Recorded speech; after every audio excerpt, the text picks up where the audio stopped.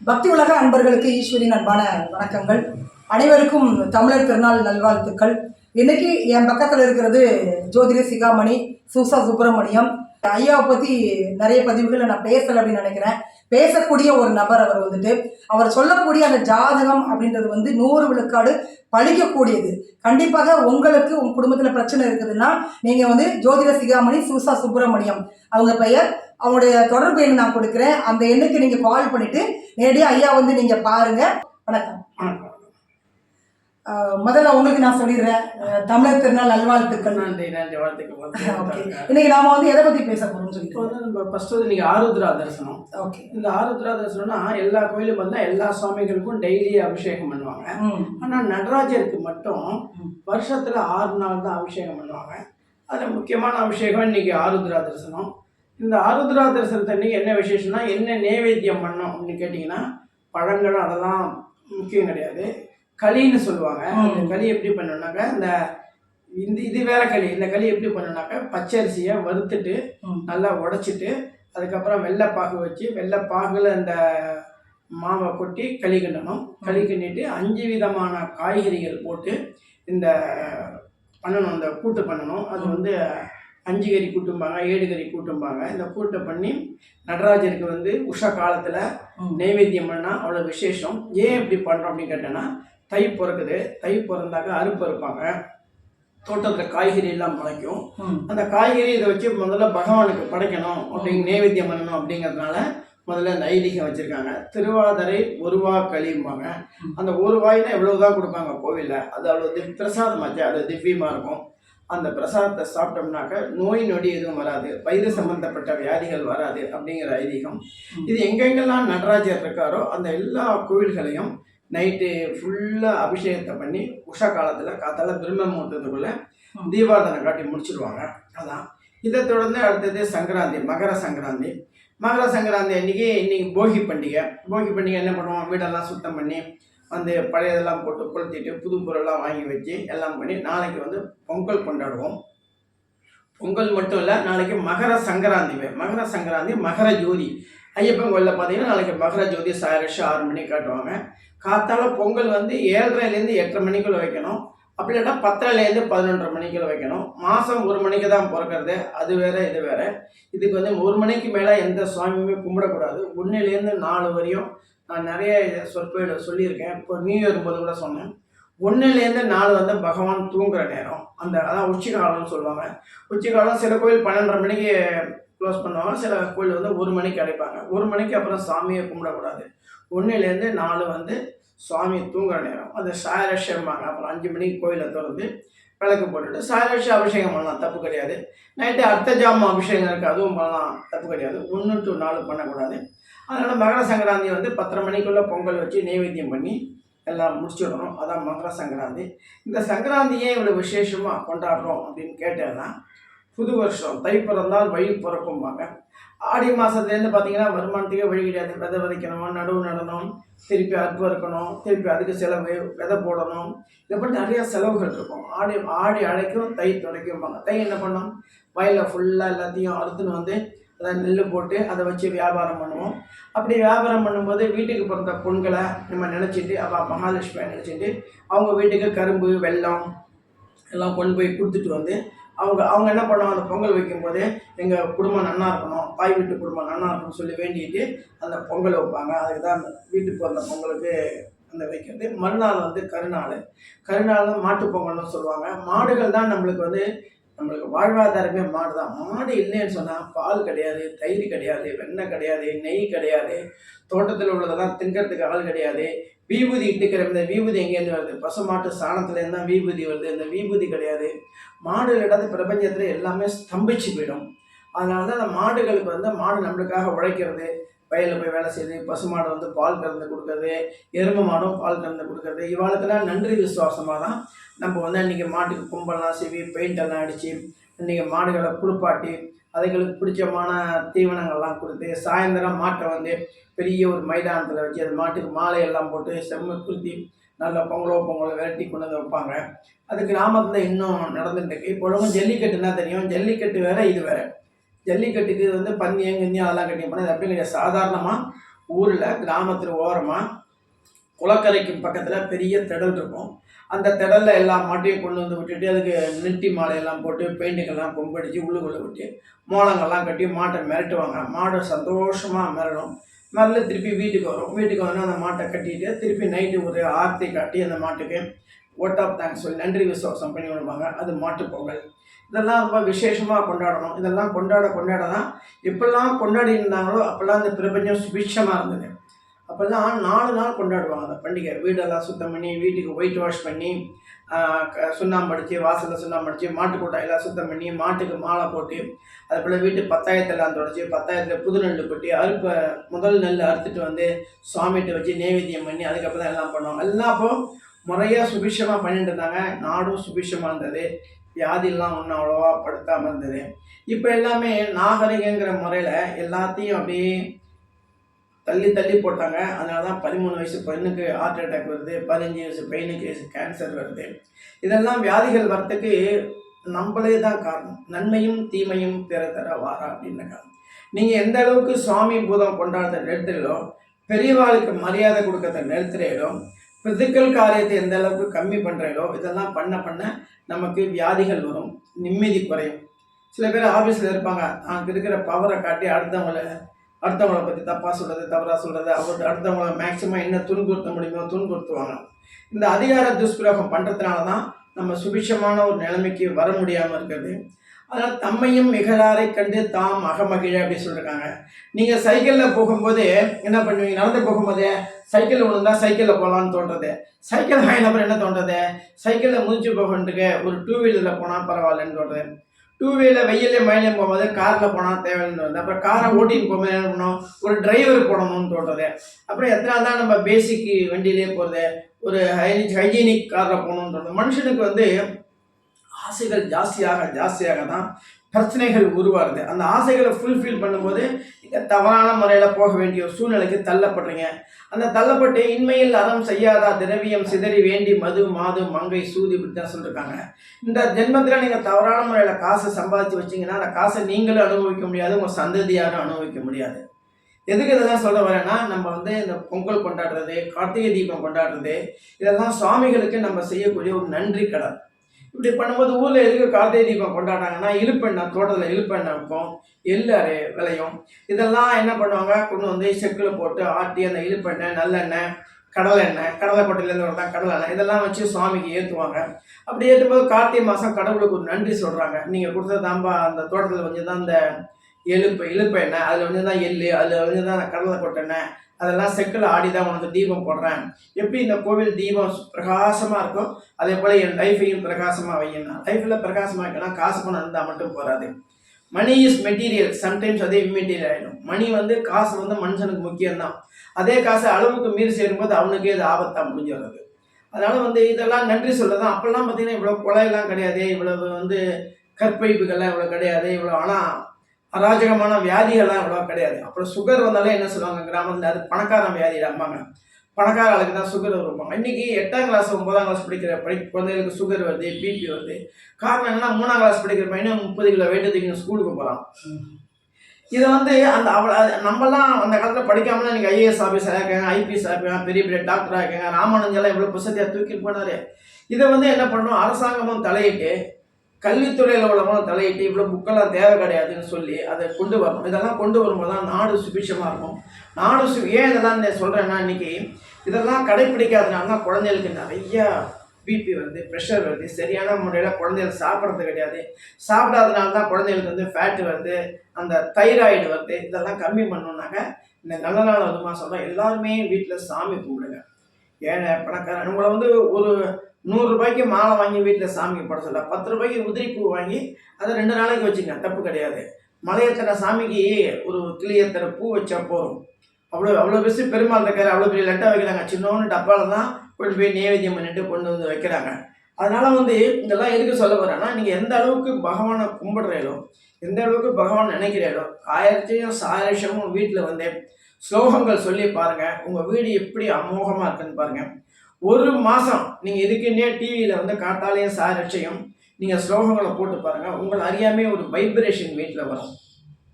இப்போ பெரிய பெரிய கோவிலுக்கெல்லாம் அந்த சுவாமிக்கு பவர் ஜாஸ்தியாகிறதுக்கு காரணம்னா நிறைய மக்கள் போய் பகவான்கிட்ட வேண்டுறாங்க, நிறைய அபிஷேகங்கள் பண்ணுறாங்க, நிறைய அர்ச்சனைகள் பண்ணுறாங்க, நிறைய அலங்காரங்கள் பண்ணுறாங்க. இப்படி பண்ணும்போது அந்த சுவாமிக்கு அது ஒரு வைப்ரேஷன் வருது. அந்த வைப்ரேஷன் வரும்போது அந்த கோவிலுக்கு போனால் சரியாயிடும், இந்த கோவிலுக்கு போனால் சரியாயிடும். காரணம்னா அந்த கோவிலில் வந்து கரெக்டாக அதுக்கு அபிஷேகங்கள் என்னென்னைக்கு என்னென்ன அபிஷேகம் பண்ணணும், எல்லாருக்கும் ஒரே நாள் அபிஷேகம் பண்ணக்கூடாது, எல்லா சுவாமிக்கும் ஒரே நாளில் பண்ணக்கூடாது, இந்தந்த சுவாமிகளுக்கு இன்னென்ன தினத்தில் பண்ணணும், இந்தந்த டயத்தில் பண்ணணுன்றது. சங்கட சதுர்த்தினா சாரேஷனாக பண்ணணும், காத்தாலே சங்கட சதுர்த்தி பண்ணக்கூடாது. பிரதோஷம் வந்து சாரேஷ் நேரத்தில் மொதல் காத்தால பண்ணக்கூடாது. இதே போல் கரெக்டான நேரங்களில் கரெக்டான மந்திரங்களை என்ன பிரதோஷத்துக்கு என்ன மந்திரங்கள் சொல்லணும், சங்கட சதுர்த்திக்கு என்ன மந்திரங்கள் சொல்லணும், ராகு காலத்தில் என்ன மந்திரங்கள் சொல்லணும், அந்த மந்திரங்களை சொல்லி பண்ணும்போது தான் அந்த சுவாமிக்கு ஒரு வைப்ரேஷன் வரும். அந்த வைப்ரேஷன் வரும்போது அங்கே போய் நீங்கள் அந்த கோயிலுக்கு போகும்போது நீங்கள் சக்ஸஸ் ஆகிறீங்க. திருப்பதியில் மட்டும்தான் பெருமாள் இருக்காரா? எல்லா கோயிலையும் பெருமாள் இருக்கா. திருப்பதியில் மட்டும் ஏன் அப்படி இருக்காருன்னா, இப்போ கூட்டங்கள் போகும்போது அந்த சுவாமிக்கு வைப்ரேஷன் நிறைய வருது. அதனால தான் அங்கே போகிறது எல்லாம் சக்ஸஸ் ஆகுது.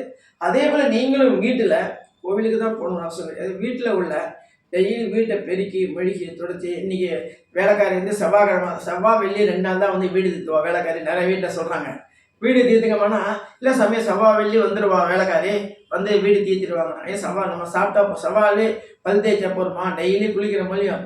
சில பேர் வீட்டில் பாத்ரூமில் போனீங்கன்னா என்னென்ன வாசனை திரவியங்கள் இருக்கோ அவ்வளவும் அட்வர்டைஸ்மெண்ட் மேலே அந்த பாத்ரூமில் இருக்கும். அவ்வளோ வாசனை திரவியங்களை வச்சுக்கிறீங்க.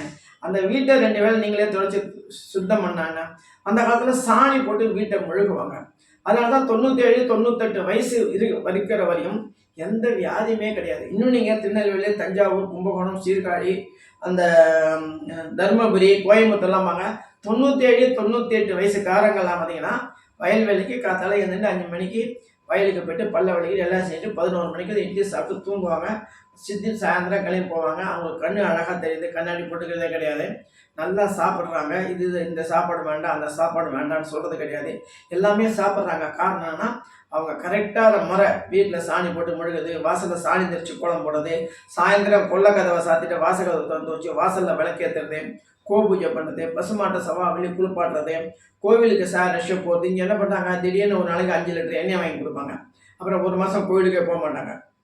ஆனால் கிராமத்தில் அப்படி இல்லை. எல்லோரும் சின்ன ஒரு விளக்கு எடுத்துகிட்டு போயிட்டு தூக்கில் எண்ணெய் எடுத்துகிட்டு போயிட்டு அந்த கோவிலுக்கு ஊற்றிட்டு வருவாங்க. அப்போ டெய்லி நீங்கள் பகவானை பார்க்குறீங்க. டெய்லி பகவானை பார்க்கும்போது பகவானுடைய கடாட்சியம் டெய்லி ஒரு % கிடைச்சா கூட ஒரு வாரத்துக்கு 7%, ஒரு மாதத்துக்கு 30% ஆட்டோமேட்டிக்காக உங்களுக்கு வந்துடுறது. வரும்போது எந்த வியாதிகளும் வராது, வீடு சுபிஷமாக இருக்கும். அதனால் என்ன சொல்கிறேன், பொங்கல் பண்டிகைக்கு மட்டும் வீடு சுத்தம் பண்ணால் போகாது, எல்லா பண்டிகைகளுக்கும் வீட்டுக்கு சுத்தம் பண்ணுங்க.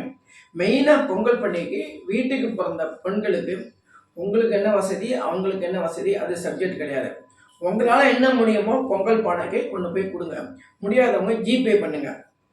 உங்களுக்கு எந்த அளவுக்கு வீட்டுக்கு பிறந்த பொண்களுக்கு செய்கிறீங்களோ அந்த அளவுக்கு ஃபேமிலி சுபிஷமாக இருக்கும். அதெல்லாம் இதை கரெக்டாக பண்ணுங்க. 2வது வந்து நீங்கள் சுபிஷமாக இருக்கணும்னா முதல்ல அடுத்தவாளுக்கு மனசு புண்படுறபடியோ அடுத்தவங்க மனசு கஷ்டப்படுறபடியோ நடக்கவே கூடாது. அதிகார துஷ்பிரயோகம் பண்ணதுனால தான் நிறையா மன்னர்கள் கஷ்டப்பட்டாங்க. நம்மளே கண்ணுக்கு முன்னே பார்த்துருக்கோம். நிறையா முதலமைச்சர்கள், நிறையா டெப்டி மினிஸ்டர்ஸுங்க, நிறையா மினிஸ்டர்கள் வந்து நீ கஷ்டப்பட்டு இருக்கிறது காரணம்னா அதிகார துஷ்பிரயோகம் தான். அது அந்த காலத்திலே இருக்குது. ராஜாக்கள் வந்து அதிகார துஷ்பிரயோகம்னா அவங்களுக்கு சாபம் வந்து போய் இந்த கோவிலை கட்டு, அந்த கோவிலை கட்டு அப்படிங்கிறாங்க. அப்படி இருக்கும்போது இன்றைக்கி இருக்குது. அதனால் யாருமே சரி அடுத்தவங்க மனசு புண்படுறபடி நடந்துக்காங்க. உங்களுடைய சுயநலத்துக்காக நீங்கள் அப்படிலாம் சுயநலத்துக்காக அடுத்தவங்களை புண்படுற மாதிரி சம்பாதிச்சு வீட்டில் கொண்டு போய் காசை கொடுத்து அந்த மாதா பிதா செஞ்சது மக்களை காக்கணுன்னாங்க. அப்பா அம்மா நல்லது செஞ்சாலும் கெட்டது செஞ்சாலும் அந்த குழந்தைகளுக்கு தான் அது போய் சேரும். வஞ்சத்தார் வாழ்ந்தாலும் வஞ்சத்தார் மக்கள் வாழான்னுக்காங்க. நீங்கள் தவறான முறையில் காசு சமைச்சு கொண்டு போய் கொடுத்தீங்கன்னா அந்த குழந்தைகளுக்கு அந்த காசு ஒட்டாது. இதுக்காக MBBS படிக்க வைப்பீங்க பையனை, இந்த காசு அப்படி இப்படி சம்பாதிச்சு கொண்டு போய் சேர்த்து கொண்டு படிப்பீங்க. அந்த பையன் படிக்க மாட்டான், எல்லாம் படிச்சுட்டு ஃபெயில் ஆகிடுவோம். நல்லா அப்படி இப்படி சம்பாதிச்சு வீடு கட்டுவீங்க. கரெக்டாக சீலிங் போட்டு மறுநாள் கட்டினா மழை பெஞ்சு சீலிங் கீழே விழுந்துடும். எதுக்கு இப்படி கரெக்டான முறையில் சம்பாதிச்சு ஒரு வீடாக கட்டியிருப்பாங்க, சுபிஷமாக இருங்க. எனக்கு தெரிஞ்ச ஒருத்தர் 1 வருஷமாக வீட்டில் கிரைண்டர் வாங்காமல் இருக்கார். ஏன் சார்னாக்கா, இப்போது ஒரு பொருள் வாங்கினேன் சார், வீட்டில் கடன் ஆயிடுச்சு, அதனால் கடன் தீர்த்தவரை வீட்டில் கிரைண்டரே வாங்கலை. நாங்கள் வந்து கடையில் போய் 10 ரூபா கொடுத்து அரிசி வாங்கிக்கிறோம், அந்த கடன் தீர்ந்த பிற்பாடு தான் நான் வந்து கிரைண்டர் வாங்கணும் அப்படின்னு சொல்கிறார். அவர் ஒரு அதிகாரி, நினச்சாருன்னா வாங்கலை. எதுக்கு இதெல்லாம் சொல்கிறாருன்னா அவர் சுபிஷமாக இருக்கார். குழந்தைகள் நல்லா இருக்குது, வீட்டில் மனைவி மக்கள் எல்லாம் சௌகரியமாக இருக்காங்க. இன்னும் வந்து லீவு நாள்லாம் அவரே போய் வயலில் வேலை செய்கிறாரு, நல்லா இருக்கார், அவர் சுபிட்சமாக இருக்கிறாரு. அதுபோல் என்றைக்குமே யாருமே அடுத்தவங்க மனசை கடவுளுங்க நடந்துக்காதீங்க. நடந்துனா கஷ்டங்கள் வரும். இதுக்கு முன்னாடி எப்படி இருந்தாலோ 2025 வந்து ரொம்ப சுபிட்சமாக இருக்கும். ஆனால் இயற்கையின் பாதிப்பு கொஞ்சங்கள் இருக்கும். நான் தான் போன வருஷம் சொன்னேன், இந்த வருஷம் தான் வருஷம் அதே சொல்லிட்டு இருக்காரு, நினைக்காதீங்க. ஏன்னா அது கலியுகங்கிறதுனால இயற்கையுடைய பாதிப்புகள் கொஞ்சம் இருக்கும். பெரிய பெரிய தலைவர்கள்லாம் கொஞ்சம் பாதுகாப்பாக இருந்துக்கணும்.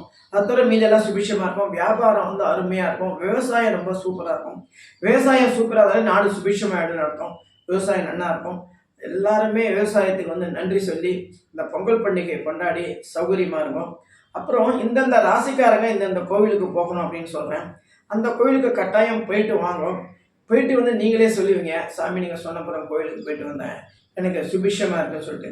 நிறையா பேருக்கு நான் சொல்லியிருக்கேன், இந்த வீடு வாசல் சுத்தம் பண்ணி வச்சுக்கணும். நிறைய பேர் ஜாதகம் கொண்டு வருவாங்க என்கிட்ட. கொண்டு வந்து பார்த்தோன்னா முதல்ல கேட்பேன், உனக்கு ஜாதகம் கரெக்டாக தான் இருக்குது, உங்கள் அப்பா ஜாதகத்தை கொண்டா அப்படிமே.